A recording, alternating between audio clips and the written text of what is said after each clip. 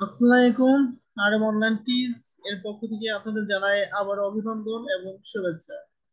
আজ আমি আপনাদের মাঝে আরো একটি গুরুত্বপূর্ণ ভিডিও নিয়ে হাজির হয়েছি। সেটি হচ্ছে প্রাথমিকে 93% মেধার ভিত্তিতে নিয়োগের দাবি।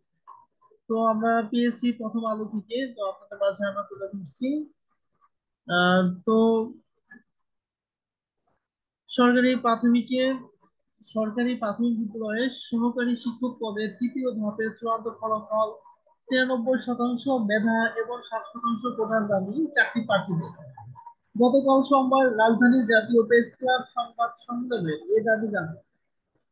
সরকারি প্রাথমিক বিদ্যালয়ে সহকারী শিক্ষক পদের তৃতীয় ধাপে ঢাকা ও চট্টগ্রাম বিভাগের চূড়ান্ত ফলাফল 93% মেধা এবং 60% কোটার দাবি জানিয়েছে চাকরি প্রার্থীরা।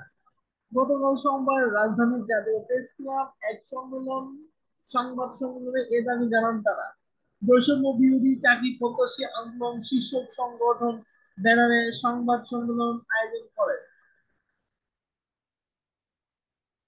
প্রাথমিক বিদ্যালয়ের সরকারি শিক্ষক পদে তৃতীয় ধাপে নিয়োগের মৌখিক পরীক্ষা অংশগ্রহণকারী মোহাম্মদ মেহেদী হাসান এবং আবু জাফর মোহাম্মদ সালাহ বলেন, গত 23শে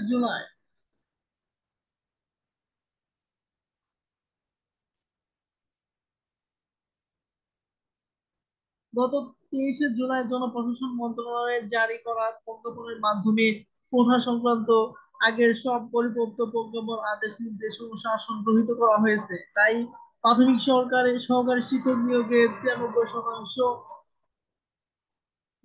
একটু সমস্যা একটু সমস্যা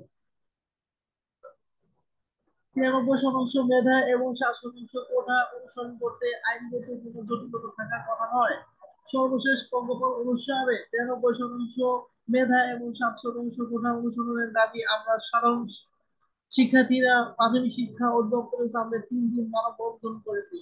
সরকারি মাননীয় প্রধান উপদেষ্টা আহ্বান করেছেন আন্দোলনের পরিবর্তে লিখিতভাবে নিজেদেরকে জানাতে। তো এখানে যে তারা লিখিতভাবে প্রধান উপদেষ্টা বরাবর যে আবেদনটা কর্তব্য বলেছিলেন তাদেরকে সেটা আহ, আহ, লিখিত জানিয়েছে এবং মাননীয় প্রধান উপদেষ্টা পরামর্শ অনুযায়ী মানববন্ধন কিংবা আন্দোলনের পরিবর্তে আমরা মেধাভিত্তিক নিয়োগের দাবি জানিয়েছি। প্রাথমিক ও শিক্ষা মন্ত্রণালয়, জনপ্রশাসন মন্ত্রণালয় এবং আইন বিচার ও সংসদ বিষয়ক মন্ত্রণালয় স্মারকলিপি জমা দিয়েছে, কিন্তু কর্তৃপক্ষ এই বিষয়ে দৃশ্যমান কোনো ব্যবস্থা গ্রহণ করতে দেখা যায়নি। এই ছিল আপনাদের যে প্রাথমিকের যে 93% মেধা ভিত্তিতে নিয়োগের দাবি জানানোর কথা তারা বলেছেন, কিন্তু এখনো কর্তৃপক্ষ এই বিষয়ে কোনো কর্ণপাত করেনি। তো আশা করি আহ, তারা এই বিষয়ের উপর কর্ণপাত করবে, যেহেতু প্রধান উপদেষ্টার নিকট লিখিত পত্র পাঠানোর কথা বলা হয়েছে। তো যারা প্রত্যাশী প্রার্থী ভাইয়েরা আছেন, ভাই বোনেরা আছেন, তো থাকেন, আল্লাহর রহমতে জানি না কি অবস্থা হবে।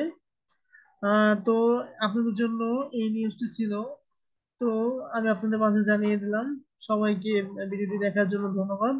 আমি আর কথা না বলে শেষ করছি। পরবর্তীতে আমার নতুন কোনো আপডেট তথ্য আসলে আমরা আপনাদের মাঝে জানাবো যে প্রাথমিকে যে 93% মেধার ভিত্তিতে নিয়োগের যে এটা হয়েছে সেটা কি কার্যকর হয়েছে কিনা সেই জিনিসটা আমি আপনাদের মাঝে তুলে ধরবো। এই বলে আমি শেষ করছি। সবাই ভালো থাকেন, সুস্থ থাকেন। আল্লাহ হাফেজ।